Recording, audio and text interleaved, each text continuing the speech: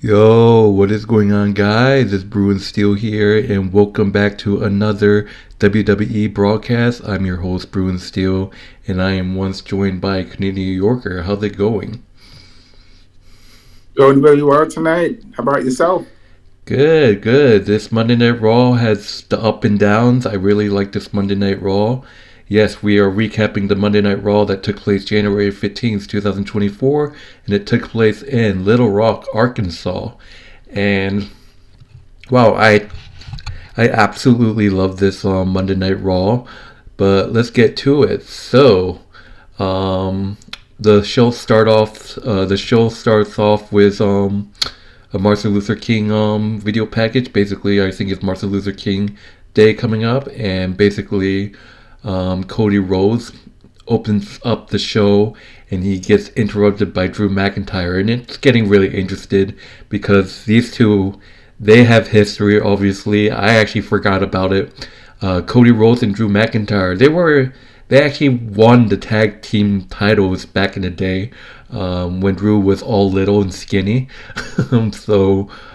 Plus these two guys faced off against each other in the War Games. I don't know if you saw that. Um, but yeah, it's Drew McIntyre coming out as a heel, interrupting Cody Rhodes, and basically they just talked and said that Drew said that Cody's going to finish the story, but Drew McIntyre said that he's going to finish the story before Cody, so it's going to be a fighting. Now at this point, it's just seeing who finished the story first. Um, but yeah, it's basically Drew and Cody. They were just talking and stuff like that, and that's basically it. Don't really want to talk too much about what they were talking about. It's just like, they're talking about the history with Drew McIntyre. Um, their last match together, Cody said that, Drew McIntyre is going to be the chosen one. He's going to be a two-time world champion. Would you know, Drew McIntyre won the WWE Championship twice. And Cody was right, and basically saying that Drew McIntyre is still butthurt that Cody Rhodes brought Jey Uso to Raw. So Drew McIntyre confronted Cody about that, and basically they just trash talk after that. And that's pretty much it. So how did you feel about this segment between Drew McIntyre and Cody Rhodes? Well, first, one of the things I noticed is that Drew McIntyre is actually taller than Cody Rhodes. And Drew McIntyre has a very imposing physical presence that he brings to the ring. He has good mic skills. Um, Cody has a lot of charisma. He's very charismatic. He's very upbeat. He's very face. He's like the perfect type of person you need as a face.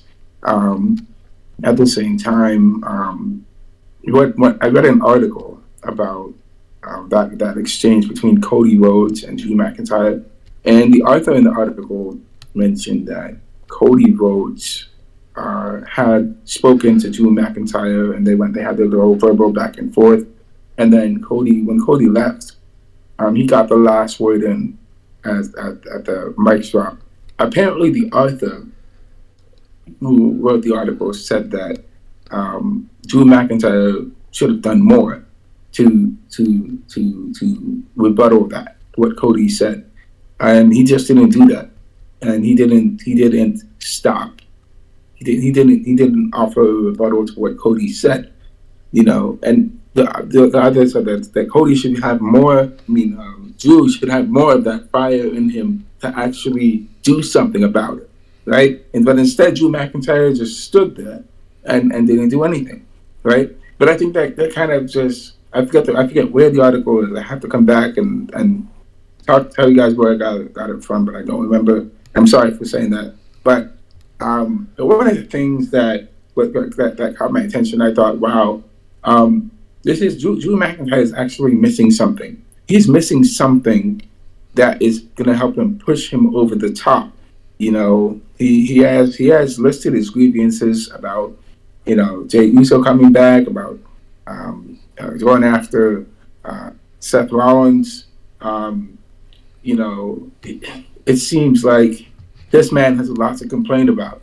Well, he needs to obviously show by his actions that he can follow through and complete that and come full circle, you know. So he needs to do something that can push him over the top to get him to the next level.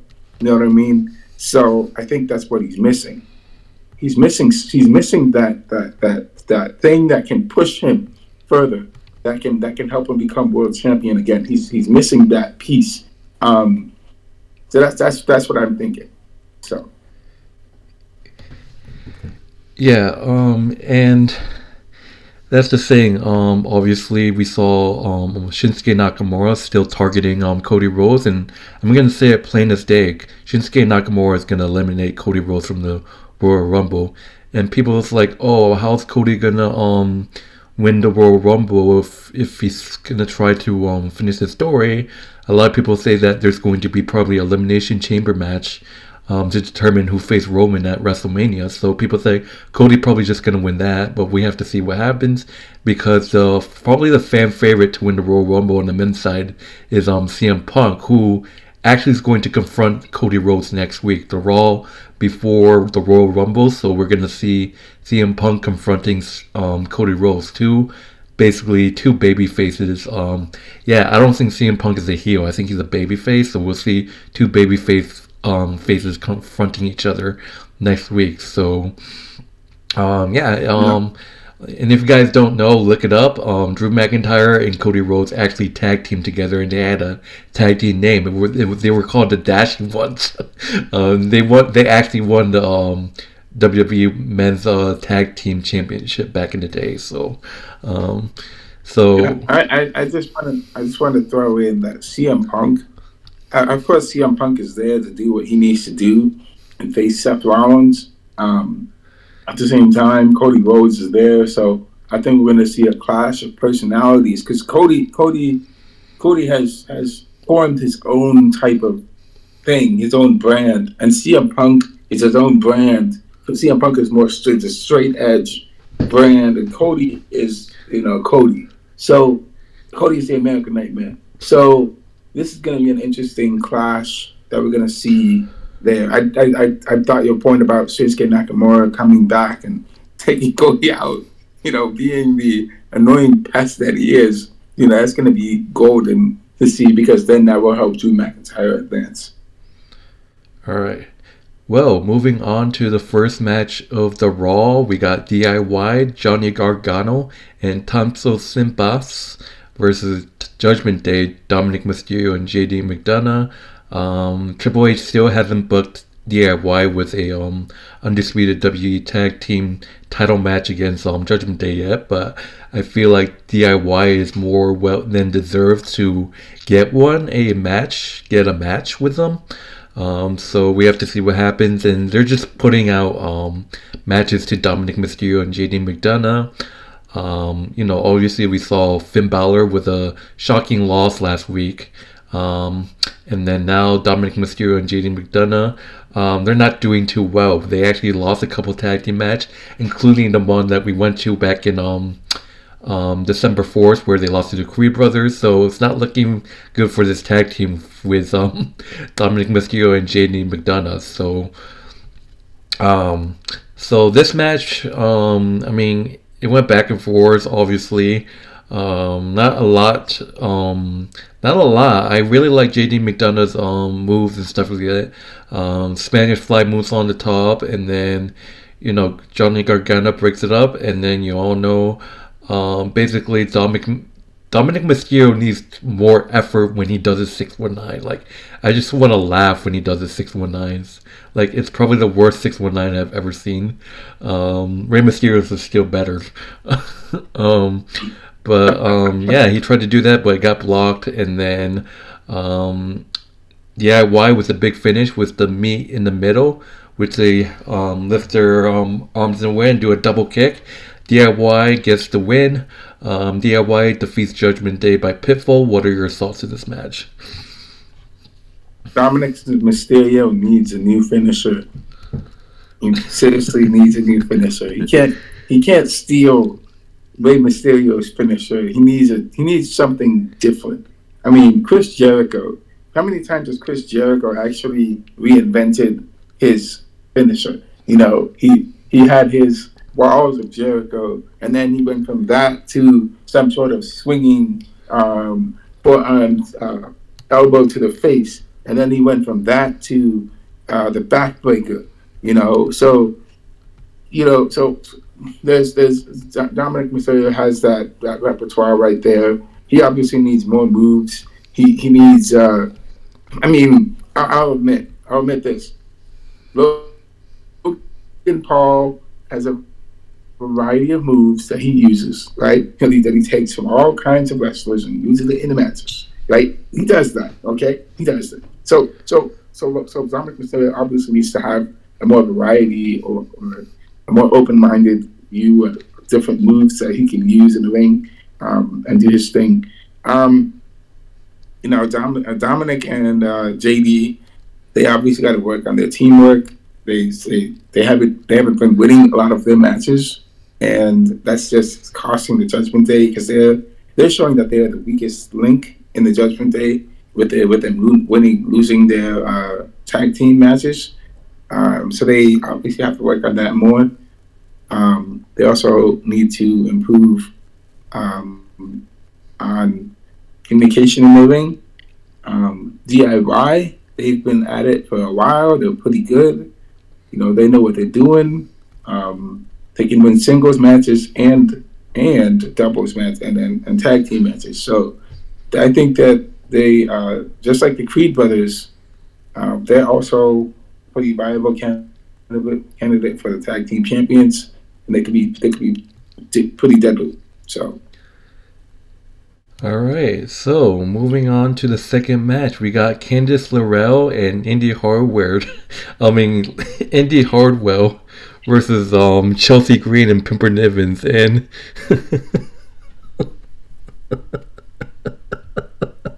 oh my god, this team is so pathetic. This is why they're a bunch of frauds. They're a bunch of pathetic two-ass fucking losers. Losing that quick, and they're just pathetic. This is exactly why they shouldn't have been tag team champions. I'll just say Candice LeRae and Indi Hartwell, they just completely dominated. I love to see Chelsea Green and Pimper Nivens lose that bad. It's funny. And look, I love Indi Hartwell and Candice LeRae. I feel like they should be in line for a title match, except I think Shayna Baszler and Zoe Stark is the actual real contenders, but they're just like a powerhouse. Zoe Stark and Shayna Baszler. But in this match, they're just like Chelsea Green and Pimper Nivens got dominated. Candice LeRae, they both, I think it was and once again, it's fucking Chelsea Green. The loser gets pinned. Yes. Candice LeRae and Indi Hartwell defeats Chelsea Green and Pimper Nivens by pinfall. I forgot. I think it was like a knee to the face, and yeah, that knocked her out.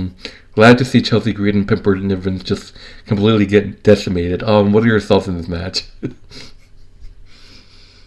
They are more viable. We know that they are more viable women tag team tag teams out there now, other than Pimper Nivens and Chelsea Green. So there are tag teams out there that can challenge, become the new tag team champions. I don't know what else to say about Pimper Nivens and Chelsea Green. You know, they've been dominant for as long as they were, but now it's didn't not defend the title anymore. this much. Yeah, it's not their turn anymore. They enjoyed it for as long as they can, but now they need to let someone else. They need to let other people handle it, unless they want to, start their own faction, like the faction that we know of in SmackDown, right? But that probably will not happen. So we'll have to see how things go with them. I don't know. It's good that we're going to see some new matches happening with the women's division, and that's exciting to see. All right, so moving on to the next. So we got Gunther. Gunther returning for the first time in like 2 weeks. I think. I don't know how long Gunther was taking a break from. I know that Gunther was taking a break because he is a father now. His wife just they just have a they just had a son or a baby. I don't know if the baby was a daughter or a girl or boy, but Gunther became a dad and he took a couple weeks off. So congratulations to Gunther on becoming a father. And he's back. And basically Gunther has his all-time partner Ludwig Kaiser. You know, the up and downs that I said that Ludwig Kaiser felt jealous that Gunther was giving the other guy, Givenchy Davinci, which, by the way, guys, he's injured from a couple weeks ago because he got hurt during that tag team match against Jey Uso and Kofi Kingston. And we all know Kofi Kingston got hurt last week. Ludwig Kaiser injuring Kofi Kingston last week. So, and then would you know, Gunther actually announced that he's going to be in this year's Rumble. Like, holy moly, he's already Intercontinental title. I think Gunther just wants to be a double champion that bad. So it's official. Gunther actually announced himself in this year's 2024 Royal Rumble, where he was the number one entrance last year, and he actually lasted the longest time in history in the Royal Rumble until he got eliminated by Cody Rhodes. So he lasted like a really long time actually last year, and we'll see if he can do it again. But I don't think Gunther's gonna win. I just feel like CM Punk is more deserving of one. Someone else should be winning the Royal Rumble, you know. But then they get interrupted by Xavier Woods saying that Ludwig Kaiser took the deep end and by injuring his buddy Kofi Kingston, and Xavier Woods said that he wants Ludwig Kaiser in a match tonight, which happened, which basically I don't want to talk about because it ended in a double count out. They were like Ludwig Kaiser won by disqualification because Austin Creed just wanted to destroy him for taking out his friend Kofi Kingston. So Austin Creed threw a chair in Ludwig Kaiser's face. I think it was just threw a chair on his back, causing the disqualification, and then it went back and forth. And Ludwig Kaiser got scared because Austin Creed tried to hit him with steel steps and dodged it, and then just freaked out, retreated. So Ludwig Kaiser basically won by disqualification, and I don't blame Xavier for trying to destroy Ludwig Kaiser after what he did to his buddy Kofi last week. I mean, you all know how close the New Day is, so Ludwig Kaiser wins by disqualification. So what are your thoughts on Gunther's return and announcing his Royal Rumble appearance and this match that went to a disqualification? Wow. Gunther actually in the Royal Rumble. We have some. I mean, this Royal Rumble is going to be a heavy hitters. We have heavy hitters in the Royal Rumble. Yeah, there's rumors. There's rumors that Brock Lesnar might make his return in the Rumble. Oh man, this is. Ooh, we got some heavy hitters. I'm telling you, heavy hitters. Gunther, Brock Lesnar, Seth Rollins. Seth Rollins is not in the Royal Rumble, is he? No, he's not. Okay, so we got Gunther. But I don't know. He's right now he's not booked for Royal Rumble yet. Like, he doesn't have any matches for Royal Rumble yet. So far, it's just Logan Paul versus Kevin Owens and the Fatal 4-Way, Roman Reigns defending the title, and that's it. So if they were to book Seth Rollins in a match, it's got to be this Monday. But here's the thing, though. Yeah. Bronson Reed said that Bronson Reed had a promo saying that there's a man holding a title in WWE right now who doesn't realize that sooner or later it belongs to Bronson Reed. So Bronson Reed is right now targeting a mystery champion, so it can be Roman. My guess, honestly, it could be Seth. Like, I'd love to see Bronson Reed versus Seth. I don't think I've ever seen that before. But like I said, Bronson Reed hinted us saying that he's going after a champion. Imagine Bronson Reed versus Seth at the Royal Rumble. Or it could be at Elimination Chamber. Remember, Elimination Chamber is in Australia. That is Bronson Reed's hometown. Yeah. Yeah, there's. I mean, this Royal Rumble is going to be really interesting to see what happens. As for the other thing that happened with Freed and Ludwig Kaiser, Kaiser, of course, this happened because Kaiser's partner was injured by Kofi, and then Kofi gets injured by Kaiser, and now we have, this is just one thing after another. It's just this retaliation. Xavier Woods, I agree, he does have the right to, defend Kofi and stand up for him, and want to take out Kaiser because of what Kaiser did. Could have, severely probably sort of taken out Kofi for a number of months. So, so I don't blame him for that. So. All right. By the way, I just want to let you guys know that Xavier Woods got interviewed, and then Ludwig Kaiser attacked him, and then Jey Uso makes the save, saving Xavier Woods, and that's like the first time I ever seen these two guys make friends, because they were on like the most rival tag team, New Day and Usos. So, plus rumors are saying that Jey Uso is going to be Gunther's next challenge for his Intercontinental Championship. I think Jey Uso versus Gunther is going to pop. I think that's going to be a great feud. The fact that Jey Uso is somewhat feuding with Ludwig Kaiser is definitely building up to Gunther versus Jey Uso.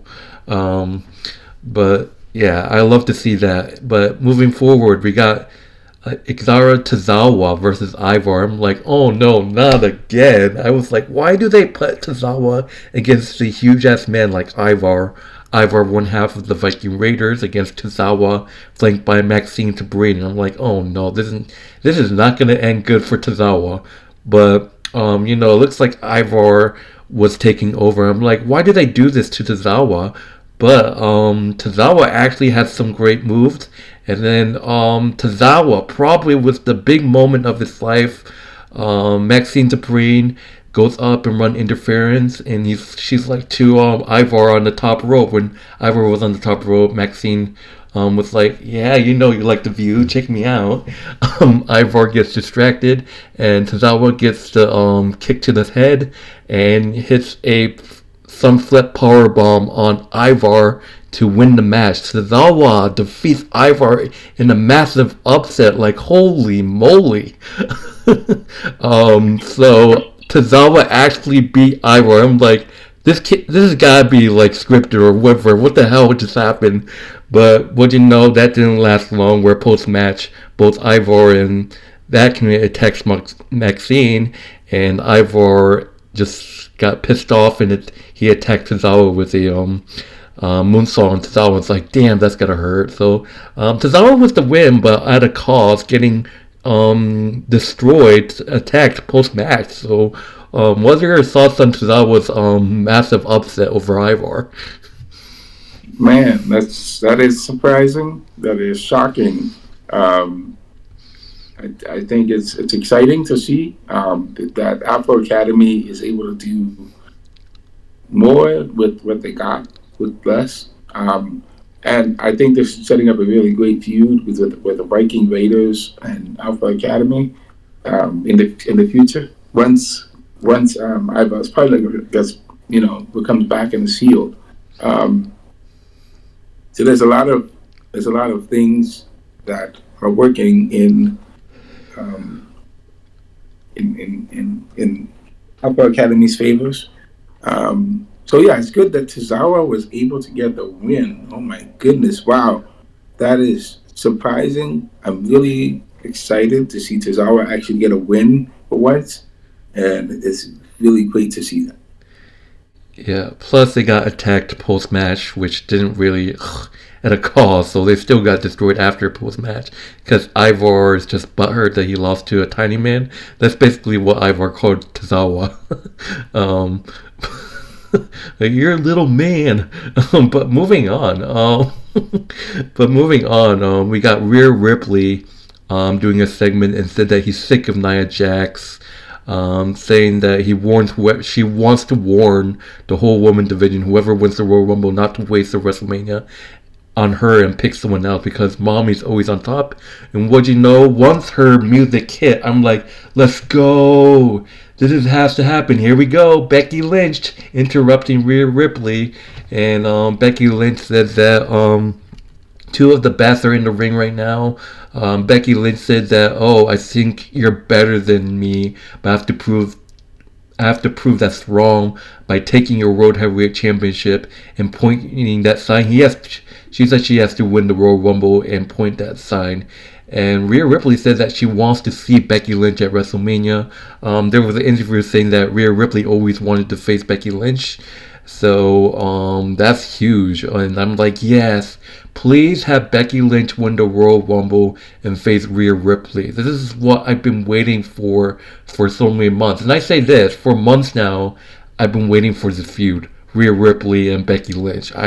It's going to be an unbelievable feud if it happens, but Rhea Ripley said it herself. She's cheering on Becky Lynch to win the Royal Rumble. She wants to face Becky Lynch. Obviously one of the four horsemen woman. And that's just what it is. Triple H, please book this feud. I've been waiting for months now. I've been waiting. So what are your thoughts on Becky Lynch and Rhea Ripley? Oh, Rhea Ripley and Becky Lynch at WrestleMania may happen, but not if Nia Jax has a say in it. So not if Nia Jax comes in and spoils the party and makes an example of Becky Lynch, just like she made an example of Becky Lynch last time. So Nia Jax is that immovable mountain that Rhea Ripley has not yet toppled yet. So neither even Becky Lynch could beat her. You know, I'm just putting that out there. But it's really good to see that Becky and Rhea actually get their come to moment. So there's a lot of hype there, and it's really exciting to see this happen. But then there's still that oppressive force that's still above them that they have to overcome, which is, the Nia Jax. So how are they going to overcome that?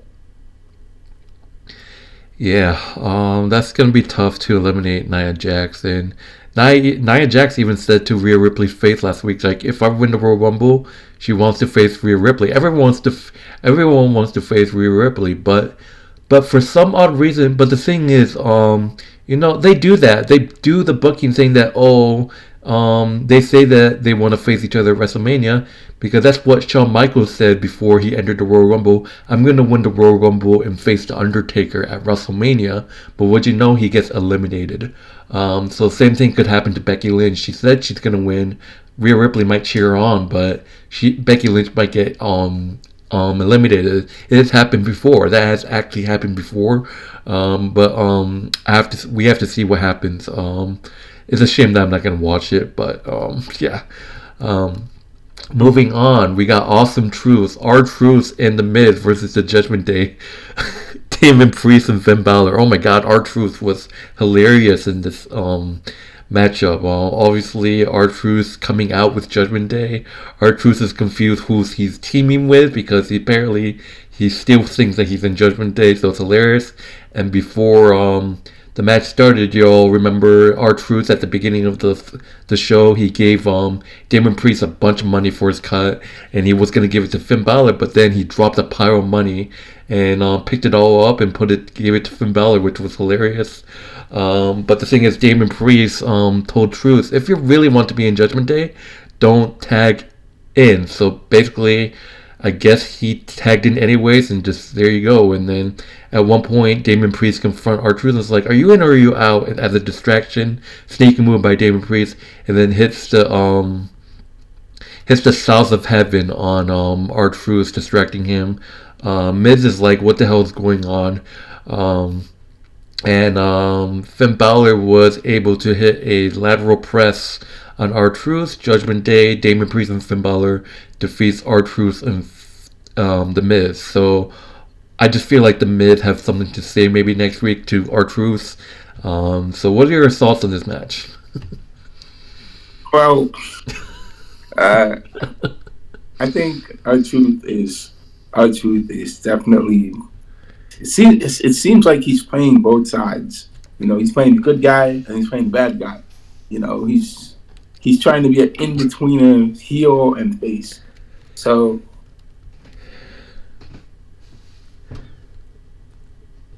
excuse me. So, yeah, our truth is weird because he actually gave Damian Priest the money. I think the way that the Judgment Day, what happened with the Judgment Day can be bought. That's their weakness. They're showing signs of weakness. They have greed. They're really greedy.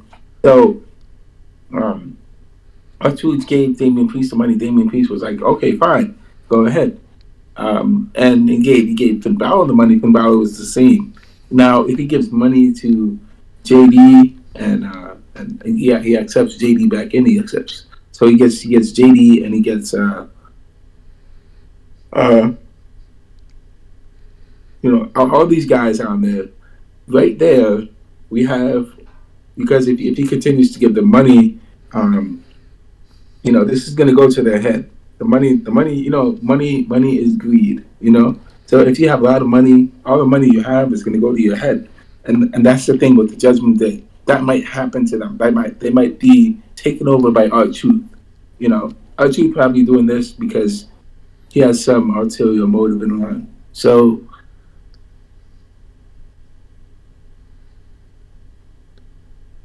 oh, that's the way I see it. You know.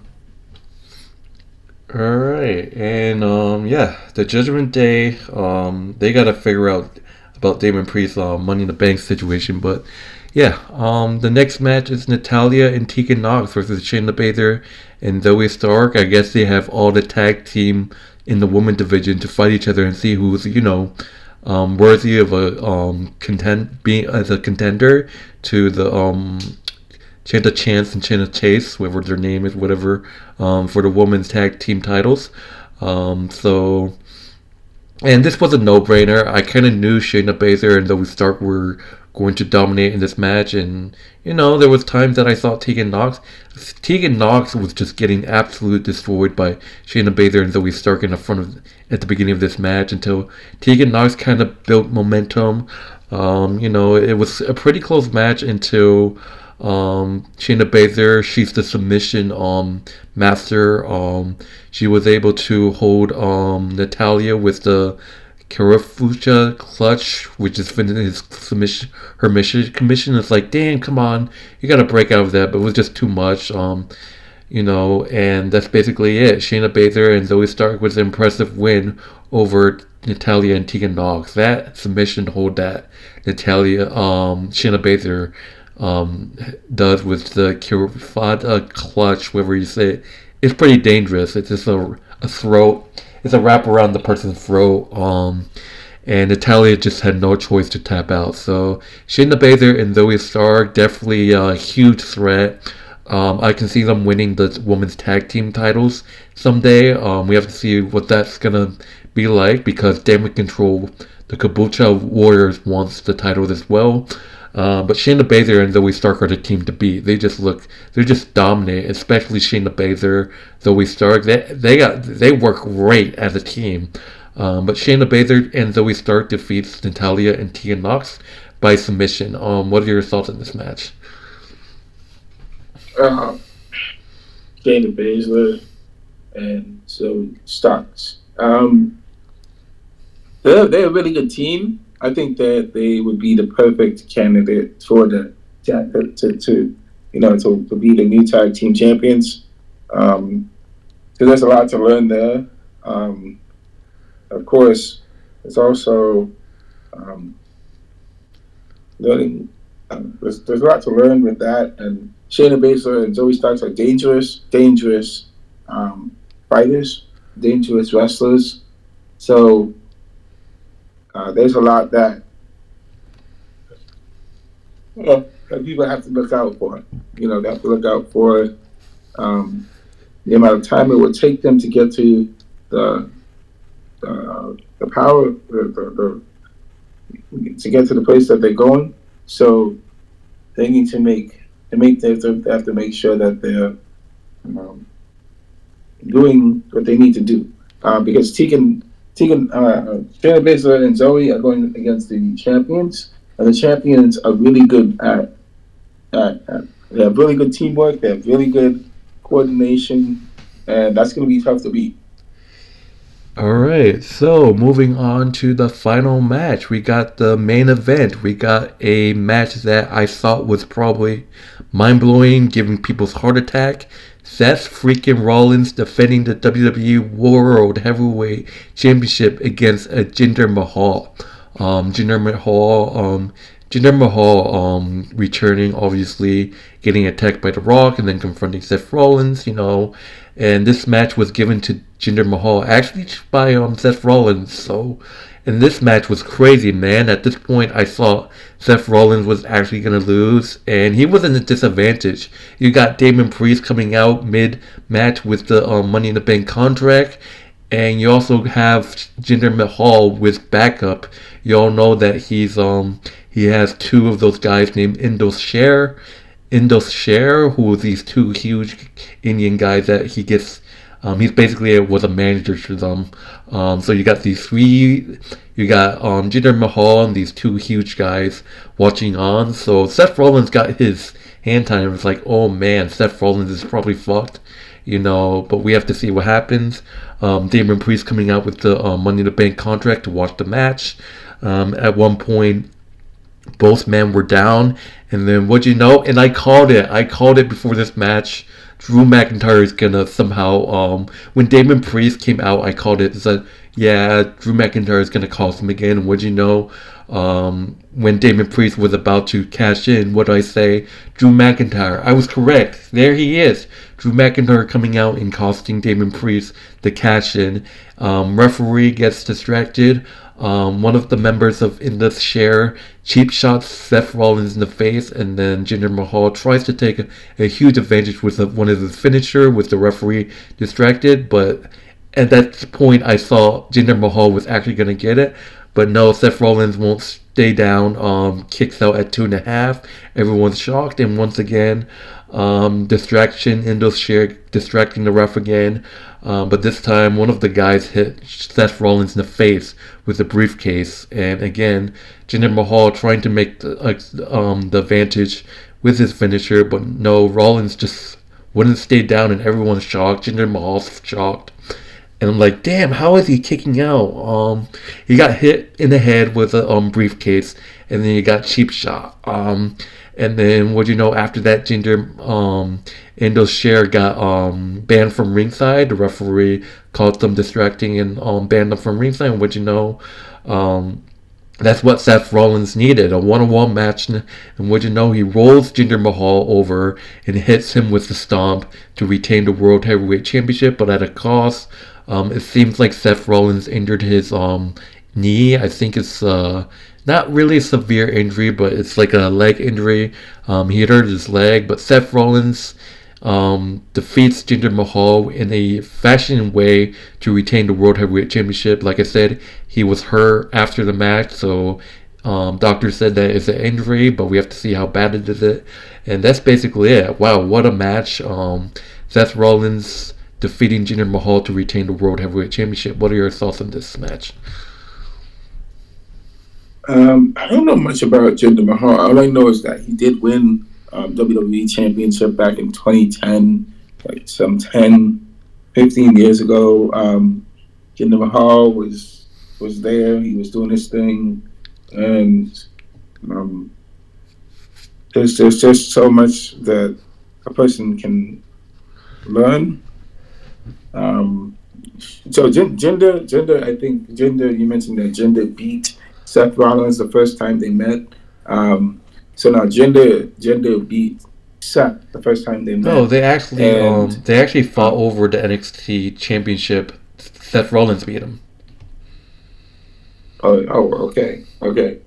So he beat him, and so Jinder is looking for revenge, and he's definitely looking at he's looking at the things that are going on. I feel bad for Seth Rollins that he injured his knee, and I hope he gets better soon so he can come back and face Jinder. So we're gonna have to see how things turn out and how things are going when the time is right. So.